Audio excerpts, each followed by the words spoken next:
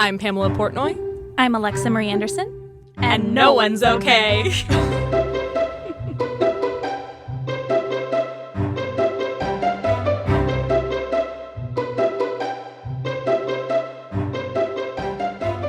It's happening. Yes, it's happening. It's happening.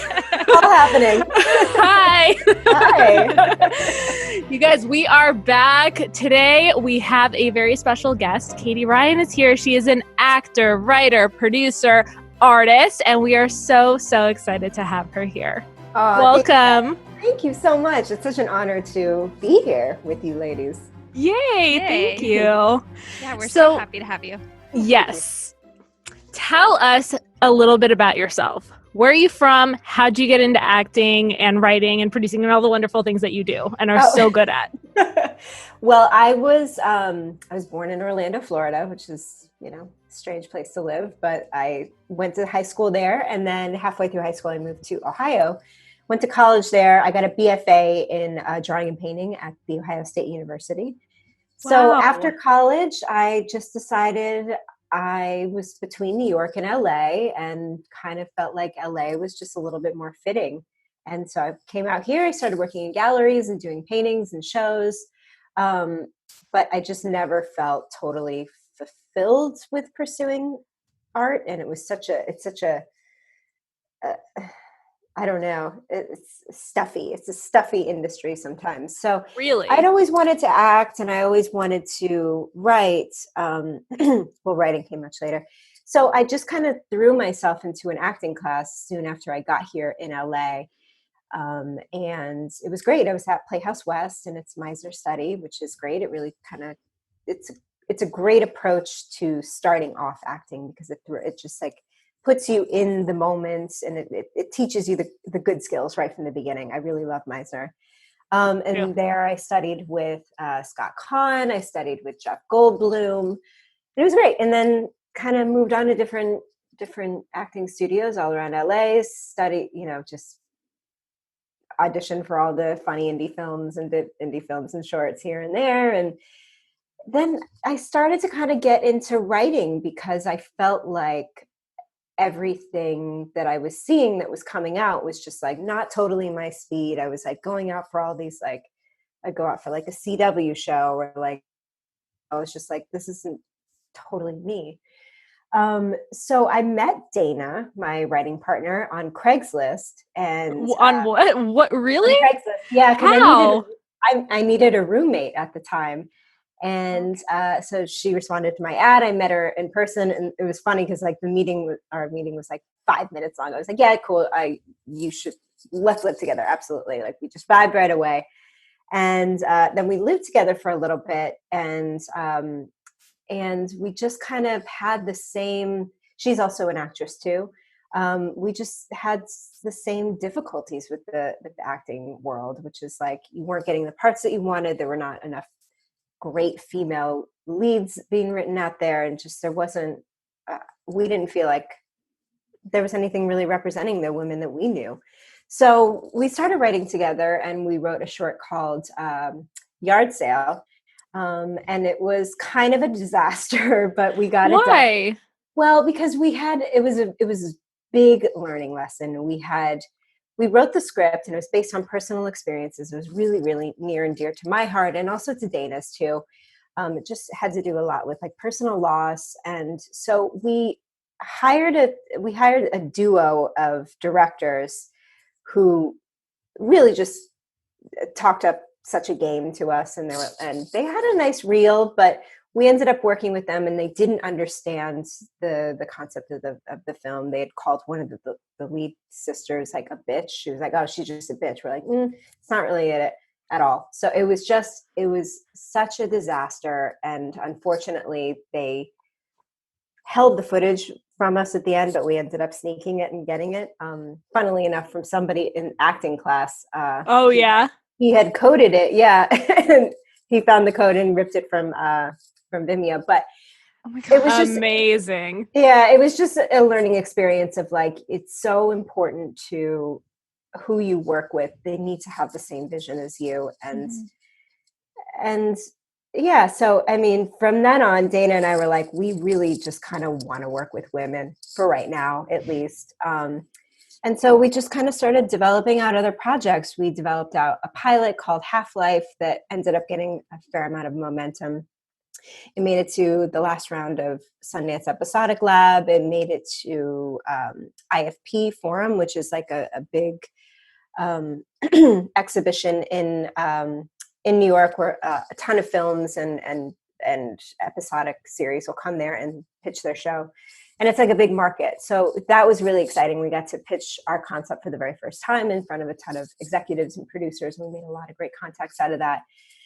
And then we made it to the top 10 in Kira Sedgwick's women's writing competition, which was really great. So that's amazing. Yeah, it was cool. So, and then from there, we kind of started just writing other little things here and there. We just wrote a short last year called Bathwater that we just shot over the summer.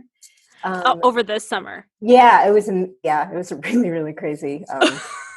That's all. I want to hear how you guys. Yeah, I was like, tell us about that. Yeah, talk about that. So we had, when we were shopping, when we were taking this pilot Half-Life around last year, we'd had a couple of really, really great meetings with different production companies, and they were like, "This is great, but we need to see more. We need to see more footage of you guys, of how you can act, how your writing, looks when it's shot." And so we were like, okay, so let's see if we can write something like just really quick that sort of has to do with the same themes, which is like Madonna and the whore is one of the central themes in Half-Life. So we decided to write a smaller concept about Madonna and the whore. And a very good friend of mine, Bill Morian, is a independent producer. And so we asked him for financing. He was happy to jump on board. We got the financing for it, and we were slated to shoot it this summer. And then COVID hit, and it was like, okay, well, how do we still get this done? We tried to write it in a way that was so simple, where it was just two women in a car. And we had attached a director named Lizzie Sanford to Half-Life. So we asked her if she wanted to shoot this short film, and she was totally game, which was great. We wanted to be able to use this short as a proof of concept to be able to get funding for the pilot that we wanted to shoot called Half-Life.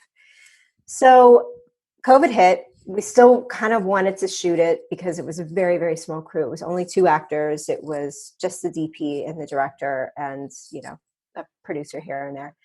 So we had it slated to shoot on July 12th. We were fully rehearsed. We got a, wardrobe and had everything lined up. We had to rent a car for it too. And I think I saw your post. I think you were looking for a Volvo. It was we were looking for a station wagon. It was that was even challenging in and of itself to find that. But we found a car dealership that was willing to lend it to us for the night. So we got the car, we got the crew there, we got everybody there. And with COVID regulations, we took everybody's temperature, and everybody had to quarantine and get a test, a week or 2 before.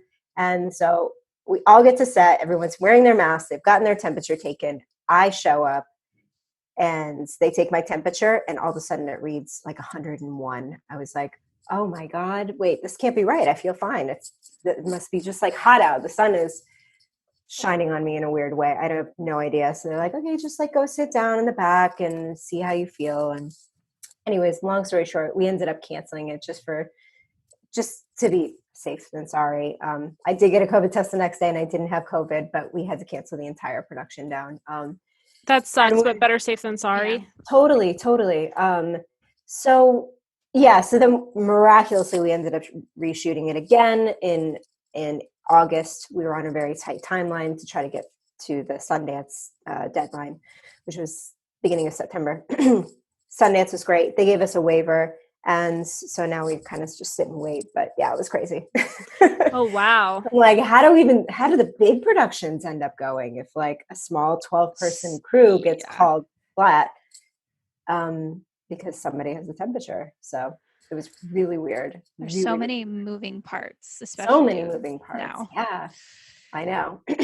I wanted to ask you before also we move on to the next question. You and your writing partner, was it easy to kind of find kind of an ebb and flow with her? Did you guys like, how is your working relationship? I'm just curious as to women. Yeah, of course. I mean, there's always challenges, of course, when you work with somebody all the time. Yeah. We Alexa's like, yeah, as you ladies know, and with women too, like we can be moody and yeah.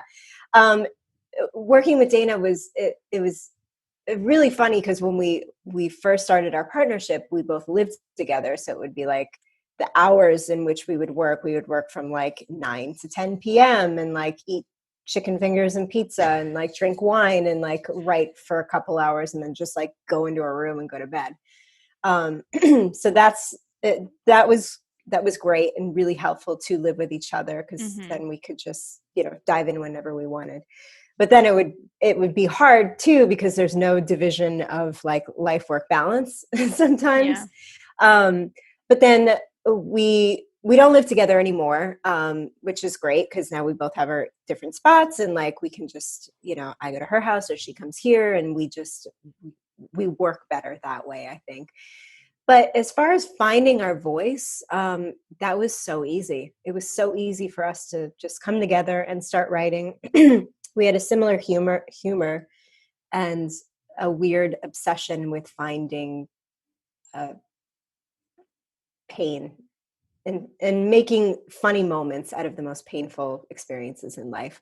We both just sort of really enjoy that, I guess. So the writing process itself has been really easy. We sit down and sometimes, she's a really bad speller and I would correct her on it. And sometimes we just like argue about a line for a little bit. Yeah.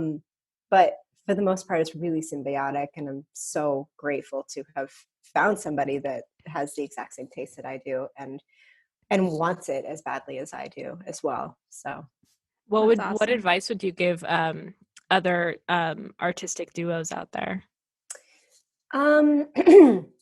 To consider it like a marriage, really. Like some days it's going to be really hard and then some days it's going to be easy and you have to be super communicative and be able to talk through all the minutia of drama that could come up, and just be willing to, like, for the benefit of the team every single time and try not to take things personally.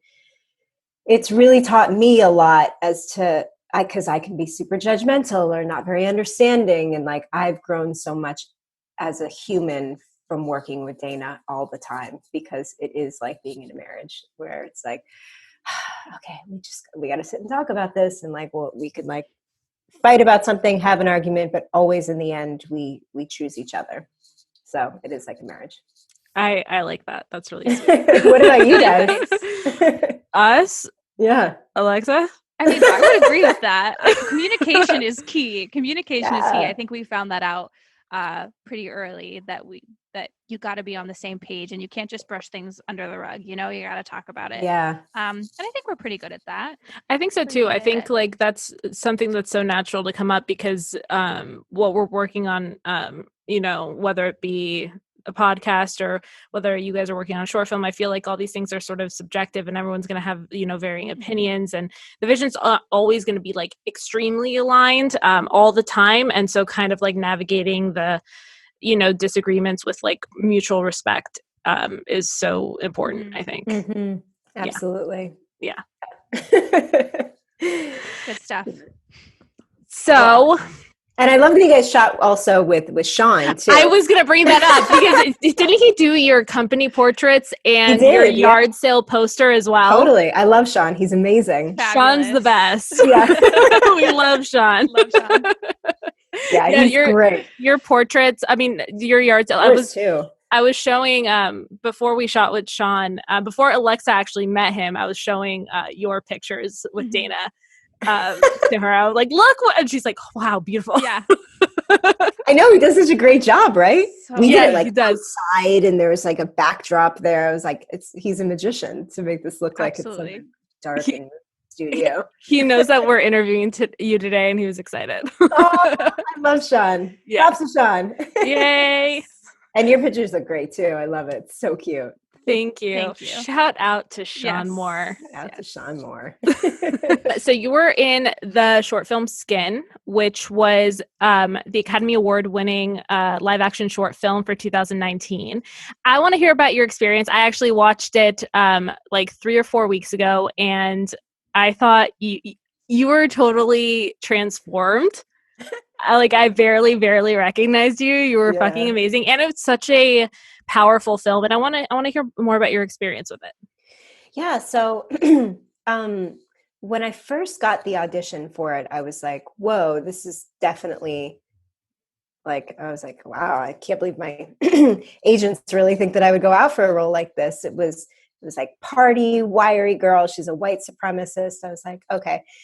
It took a minute to like not judge the character and just have fun with it. So it was a really fun audition. I went in, Jessica Sherman was casting it. She was awesome. And I just was shooting off pretend guns, obviously. And I like burped really loud in the audition. And the director later said, he was like, we really loved the burp. Like that was one of the things that we loved about you. Because it was just it's such a disgusting human being. But anyway, so I did the audition and I read the script and I was like, wow, the script is really, really powerful, really incredible.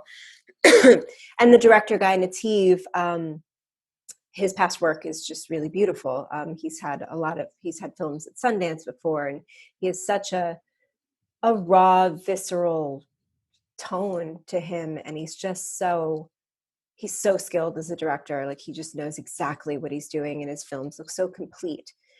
He's a master really at doing shorts. So the audition was great. It was fun. I found out I got it. It was awesome. And then when we shot it, it was such a wonderful experience. First, they asked me to dye my hair black, which at first I was like, oh my God, no, because I mean, as a woman, like it takes so much to get your hair color back, and it's not cheap. And, then you have to get new headshots and blah, blah, blah. But after reading the script, I was like, yes, absolutely. Let's dye the hair black. Let's go for it. So, the wardrobe was funny because it was like just an American bikini top and shorts, and they put my hair in cornrows, and I had all these fake tattoos all over me. But the cast was so incredible to work with. Jonathan Tucker is by far one of the best actors that I've ever worked with in my life. He's so spontaneous. He's so in the moment. He just has this real danger. Like you don't really know what he's going to do next. It's kind of terrifying, and it's thrilling to watch him work. And he's just such a nice guy too. The sweetest guy you ever want to meet. And so, yeah, it was just a really wonderful experience shooting that ending scene where, because I don't know how much it's about two different gangs, a white supremacist gang and then black gang. And they just come up against each other. And there's an incident in the grocery parking lot, and there was almost everybody on set was crying that day, because it was just, we were like, wow, this is some really delicate material matter. Very brutal. It's very brutal. So yeah, it was great. We shot it. I was like, wow, that's going to be a really cool piece. It went to they submitted it to all the festivals, and it didn't quite get into the festivals that we thought it would, like Sundance, etc. But then it ended up getting in Holly Shorts at the very end, and it won Holly Shorts, and then it became eligible for the Oscars, and we were like, whoa, that's crazy. We never really thought that was going to happen. And I think I saw it for the first time at Holly Shorts as well. Nice. And it was well received. It was great. It was a really fun experience. And then it was shortlisted, and then it was nominated. And then, most of the cast, we all got together and we watched it together, and it won. And we were like, oh my God, this is crazy. So then we all got to go to the Vanity Fair party afterwards, which was just like, holy shit. Every 2 feet, it was just another huge A-list celebrity. It was so much fun. That's amazing. It was great. It's a really powerful project, and I just thought it was really, really. It was a great. You guys should check it out. Skin short film. It's available pretty much on all platforms. Amazon, YouTube, iTunes. Yeah. But it was interesting seeing what happened this year with the Black Lives Matter too, because it is so strongly connected to that. But yeah, it's a piece that I'm so proud of, and I'm so proud that it went so far too. It's just one of those things you just never really know. So you never know. You never know. Yeah. Did the burp in the audition happen spontaneously, or was it planned? It was not planned. No, I was just like, I was drinking a can of Sprite to just kind of be mimicked as beer, and it just happened. Amazing. A That's happy artistic accident, or yeah, like the best things. Those are the best. Yeah, exactly. I love that. Yeah. Well, cool. Congratulations on that. That's that was a really cool one. Thank you. Yeah, I was really excited about that, and I made some great friends out of it too. I mean, one of my friends, Michael Villar, who I worked with on that project, I've worked on with all of my stuff too. I just try to always work with him, and he's like one of my best friends. It's cool. You know, it's fun how art can bring people together like that. It's like one of my favorite things about it. Yeah. Especially like doing this, like exactly. I love chatting and like finding out more, because I've known you're in my acting class, and but like I've never really like get to hang out with you that much, you know? I know. I always wanted to work with you, and we never did. Same. Well, we always still could. I plan on going back at some point. How about you? Me too. Hopefully when everything calms down a little bit. It's harder to do the Zoom classes. I know. I don't get as much out of it. Have you been doing? I was doing the Zoom classes for a while, but I find, I don't know, maybe I should just like, I was in there when COVID was kind of just starting. And so I was just trying to get my bearings. And so I wasn't really able to like focus my mind as much as I would have liked to, you know, perform monologues into my laptop every week. So maybe now that like, I guess I'm more used to it, I guess maybe I'll give it another shot, but we'll see. It's definitely hard. Yeah. I've been going in and out of it, and I don't know, it's hard to stay focused over don't get the connection as much, right? Like I feel like a lot of acting is feeling the energy of the other person. Totally. And you just can't get there looking at a computer screen, and it's definitely hard. It's really weird. But speaking of staying on top of your craft and everything, and you're so good at transforming yourself accordingly, as I saw in Skin, which was fabulous. Thanks. I just watched it actually 2 days ago. Thank you. It was very dark. I didn't know what to expect going into it, but I really, really enjoyed it, and it was super eye-opening. Yeah, isn't it? Super eye-opening. I think it's an important film that people should watch. Yeah. But yeah, how do you stay on top of your craft, especially now? You know, I try doing like Zoom casting director workshops to really just sort of stay in the industry as much as I can. But again, it's like, it's so hard to do these Zoom acting classes. It's just not the same at all. So I try to just like continue. I think like reading a lot actually has been helping, because, you know, like reading nonfiction, you know, it's just, you get to see character developments through novels. And then I think about how it would be in a play if it were like truncated a little bit. And just, I mean, I don't know, it sounds dumb, but I watch a lot of TV and film that inspire me, and writing really helps too. Writing different characters that I want to play, and, you know, reading scripts a lot to find different characters that I want to do, and figure out how to write a really strong arc as well. So, and figuring out story as well. So, and just shooting my own projects when I can, you know. But I miss acting so much. I feel like I rarely get to do it. The only time I've really been able to do it is shooting that project over the summer. So, yeah, I don't know. Yeah, you mentioned reading. Reading has been helping me a lot, actually. Yeah. Which is interesting, because before COVID, I really didn't find a lot of time to read. I know that's terrible, but just, you know, busy with everything else, and I've really found an appreciation for it lately, which has been nice. Yeah. What have you been reading over the summer that you really liked? So I'm not a fiction gal. I'm more of a nonfiction. So I like to read biographies and autobiographies. I'm reading about Zelda Fitzgerald right now. I just Ooh, find I hear people's she's amazing. Yeah. She is. She She's is a wild amazing. one. She is. She's been giving me so much inspiration. And I think that's why I love to read about people. It gives me inspiration in my own life. So yeah. Wow. Love that. Something I want that to you read that. something that you said earlier caught me. It really like resonated. You mentioned that the directors you worked with on Yard Sale were calling one of the characters a bitch, and you also mentioned that the character that you played in Skin, like you had a hard time like finding. I think you used the word empathy for her, right? Is that the word you used? Like you Yeah, couldn't well, really obviously resonate because you're not at all. It's like a totally different person than you are. Um, I'm just fascinated by the concept of, diving into a character that and really needing to have empathy for them. yeah, it's, yeah, I mean, it's so funny because playing villains or just really horrible humans, it's always to serve a better good. Usually, with Skin, there's such a strong message in it at the end, and you need these other parts, like what Jonathan Tucker was playing and what I was playing.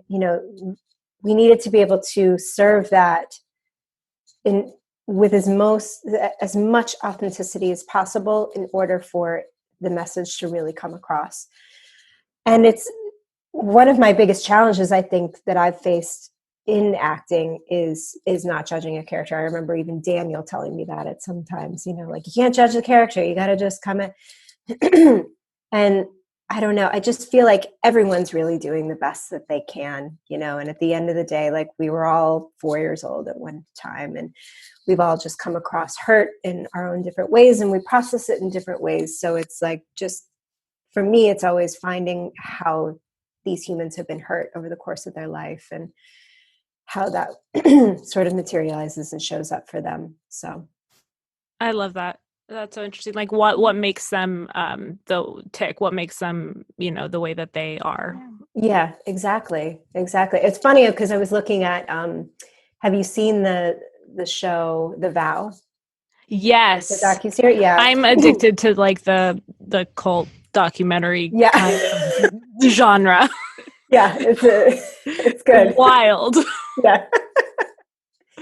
Yeah, so I mean, it's funny because I was thinking about him. I was like, that would be a really interesting character to play too, for a man to play, but like, what kind of journey you would have to go on to really play a psychopathic narcissist, and and I think it is a lot of, like, I would see photos of him in the documentary, like him as a young kid, and you're just like, oh, he was just a kid at one point. Like, who hurt him and how, and like, and what were his coping mechanisms to deal with that? And like, he's obviously gone wildly out of control with it, but like, I don't know. It's just like understanding human psychology and why we are the way that we are is, I think, the inlet to any sort of empathy.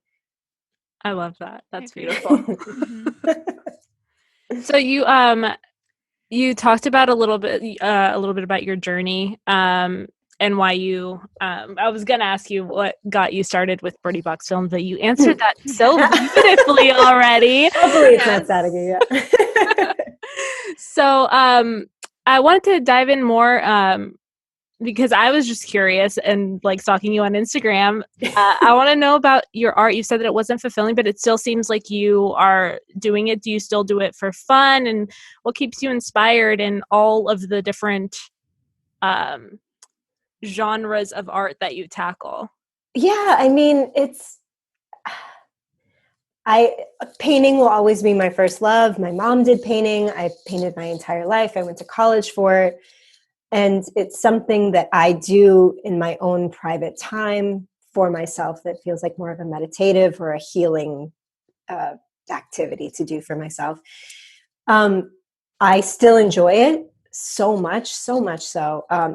It was just the pursuit of it that got a little tough for me. And I just wanted to do acting too as well. But I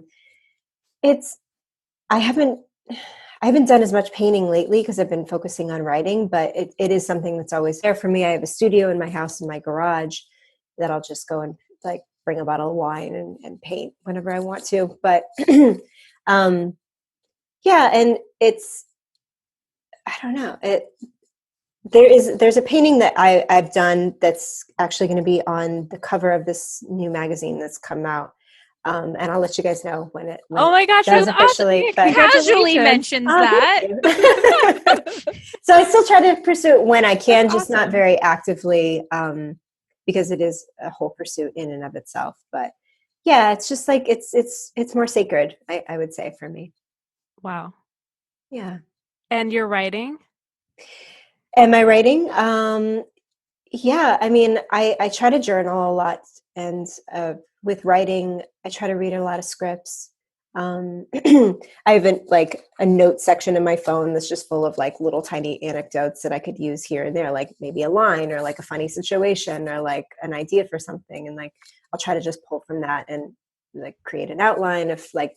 Right now, I work with Dana, but I'm also creating something else on my own. Did your interest in writing kind of just start when you decided that you wanted to create your own work, or were you always interested in screenwriting?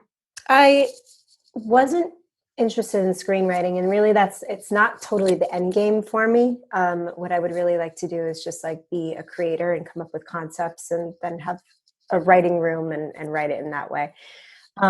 But yeah, it was more of a means to an end to create projects and roles that I could be proud of, and that I felt like really represented me and my voice and women, really, because it's hard out there. It's pretty stark, the amount of, I mean, it's getting so much better over the past couple of years. Like there's just like so many incredible roles for women these days, but like 4 or 5 years ago, that was not the case. So, and they just weren't represented well in film. So, yeah. I love it. Please keep us posted on everything that you're working on. Oh yeah, of course. I'm a fan. I mean, I've ever since I think the first time I saw you act in our class, I was like, holy shit, this girl is unbelievable. I remember you did that Shanley play once, and I was like, wow. And you worked on it for a while, right? Oh, with James. Yes. That was a incredible. long time. That was why is the name slipping? I know, it's slipping my head too. Right now. Danny Deep Blue Sea. Yes. Mm-hmm. Thank you. That's so sweet. That was a scary one. I kind of want to revisit that. I know. I hope you guys put that up someday. We talked about it. You guys should. One day would be fun. It's fucking spectacular what you guys were doing. Yeah. That's so sweet. Thank you. Alexa, is it time? I think it is time. Are you going to do it? I can do it. Do it. Yeah. Katie, are you okay? I like start crying. You tell us. No, it's so funny. It goes like this all the time these days. This weekend was really exciting with the political news. And then a couple days before that, my house got robbed. It was a long, crazy story. It was all. Are you okay? Oh my gosh. I am okay from that. Yes. I lost my laptop. I got a new one, obviously. But oh my God. But yeah, I am okay. Yeah, I'm getting through. You know, I'm finding ways to. In some ways, I really like quarantine in a way. You know, it's nice to just shell up, work on things, be with the people that you love, and take care of yourself. And it feels a little bit more quiet. But yeah, I'm okay. How are you guys? Alexa? I mean, like you said, it's a swinging pendulum. Yep. For sure. Yep. But I'm doing okay. I'm doing a little better than okay. I definitely am appreciating a lot of things about quarantine. I can agree with that as well. Yeah, I'm doing good. I'm doing good right now. I love it. Good is a good thing. It's good. Good is a good thing. You're right. Yeah. You're right. Pamela, what about you? Well, I'm better than okay. I just, I just spent the weekend in actually went to go help Sean with a shoot Oh yeah, this weekend. It was a Sean's really getting so many props right now. I know, Sean. He had a shoot out in Utah, and a friend of ours was going with him to go like help him out, and they were going to make a trip out of it, and I sort of maybe invited myself because I'm like, oh hey, you need an extra hand on this, don't you? And they're like, come to think of it, yeah, we do. I'm like, all right, I'm coming.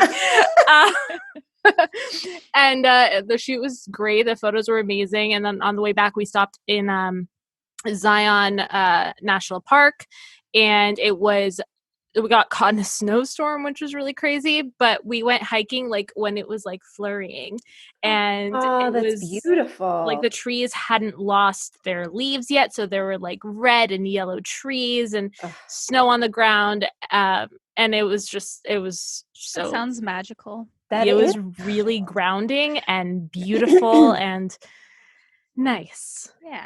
That's amazing. I know nature is just like really shining right now. Yes. It's so much more desirable these days. Yeah. Totally. All the people are away from the ocean, so the ocean is like blossoming and right.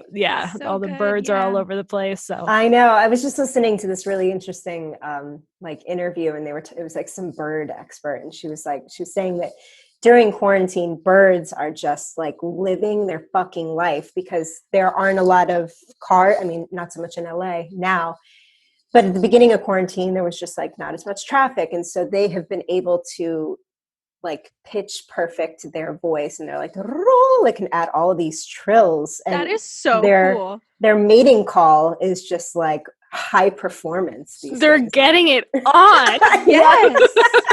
They're having the best sex of their lives. Woo, good for the birds. Yeah. That's nice. Yeah. Birds. Fun fact. Yeah, that is a very fun fact. So I think we've reached the end, and I'm sad, but I feel like I learned so much about you, and I'm really excited about it. And I feel like I want to reverse it now on you ladies and hear about you. Well, you're welcome back anytime. Yes. And I kind of want to like split a bottle of wine with you sometime. I love that. I'd love that so much. That'd be amazing. Yeah. Dana really wanted to be here, so maybe at some point, like, please. I think that absolutely would be really fun. Yeah, that would be amazing. Sweet. Awesome. Yay! Thank you so much for joining us, Katie. Thanks so much for having me. It was so great to catch up with you. And, it was so good to catch up with you. So one-sided, me just yapping away. But. No, it was fabulous. We are here to learn about you today. Thanks. And Alexa, so great meeting you. I love what you guys are doing. So good to meet you too. Thank you. Yeah. All right, you guys. We'll see you next time. Yep. Bye. Thanks so much for listening. Please don't forget to like, share, subscribe, all the things. If for some reason you want to see more of us, you can follow us on Instagram at NoOne'sOkay.